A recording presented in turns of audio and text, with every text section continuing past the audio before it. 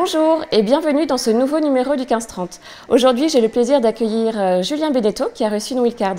Bonjour Julien Benedetto. Bonjour. Alors, c'est votre troisième participation à l'Open d'Orléans. En 2005, vous avez remporté le double aux côtés de Nicolas Mahut. Et récemment, on a pu lire sur Twitter que vous étiez ravi de revenir. C'est un challenger que vous appréciez particulièrement? Oui, comme vous l'avez dit, j'ai des bons souvenirs ici à Orléans. J'avais gagné en double et puis de pouvoir revenir dans un tournoi, de pouvoir jouer en France, c'est toujours un grand plaisir. On sait que le Challenger d'Orléans est parmi les meilleurs challengers de ce qui se fait sur le circuit. L'organisation est toujours parfaite, le cours central n'a rien à envier à certains ATP 250. Donc de jouer dans des conditions comme ça, en France, c'est toujours un réel plaisir. Donc pour toutes ces raisons, forcément, c'est une joie de revenir ici. Vous avez été 25 ATP fin 2014. En 2015, vous avez dû vous éloigner des cours pour des raisons médicales. C'est pas trop difficile de revenir sur le circuit? Aujourd'hui, non, c'est un plaisir et j'arrive de nouveau à être compétitif, à enchaîner les tournois et les matchs sans douleur et sans problème. Au début de l'année, c'est vrai que c'était difficile pour moi parce que physiquement, c'était compliqué, j'avais toujours un petit peu de gêne. Mon niveau de jeu tennistique n'était pas très bon, donc il a fallu vraiment être patient, beaucoup travailler, continuer à y croire pour revenir à un niveau correct, entre guillemets. Et ces dernières semaines et ces derniers mois sont plutôt positifs et j'espère que le meilleur est encore à venir sur cette fin de saison. Alors vous avez très bien joué, notamment la semaine dernière à Metz. Ça doit vous redonner confiance. Quels sont vos objectifs en simple pour cette fin d'année? Est-ce que ce serait de revenir dans le top 100?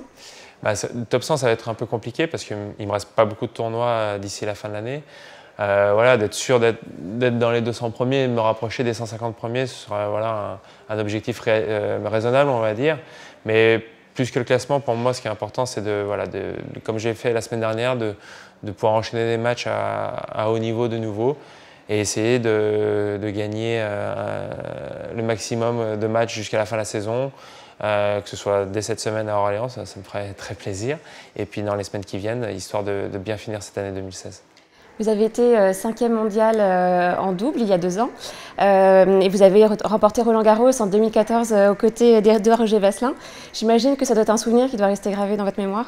Oui, évidemment que c'est un souvenir à part. C'était l'un des meilleurs moments pour moi qu'on puisse gagner à Roland-Garros devant notre famille, nos amis. Et un tournoi du Grand Chelem à la maison, c'était vraiment fabuleux. Donc, ce sont des moments vraiment qui sont rares, des moments privilégiés.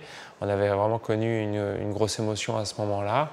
Et j'espère qu'il y en aura d'autres d'ici quelques mois. En 2012, vous avez également remporté la médaille de bronze aux Jeux Olympiques de Londres aux côtés de Richard Gasquet. Et vous avez également été sélectionné 13 fois en Coupe Davis. Est-ce que vous vous préparez mentalement différemment pour ces tournois?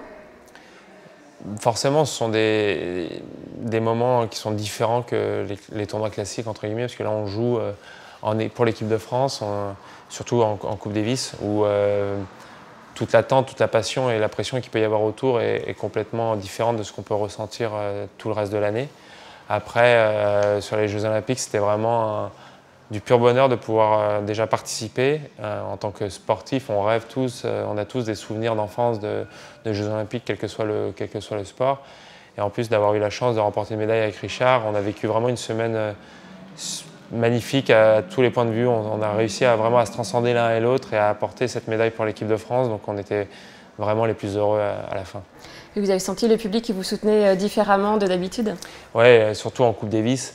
C'est une ambiance qui est complètement particulière et qu'on retrouve sur aucun autre tournoi forcément. Alors parmi tous ces beaux souvenirs, quel est celui qui a le plus marqué votre carrière?